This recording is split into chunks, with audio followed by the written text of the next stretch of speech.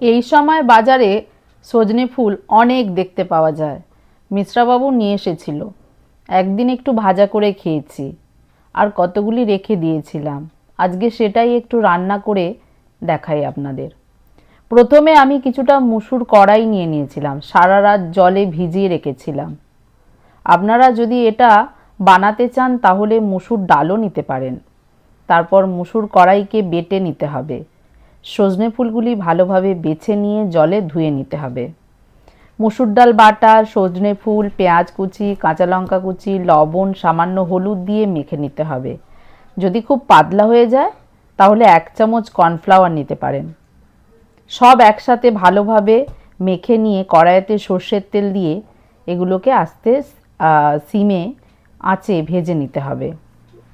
একবার এই রেসিপিটা ট্রাই করবেন। সিম্পল এই রেসিপি এত খেতে সুন্দর হয়েছিল।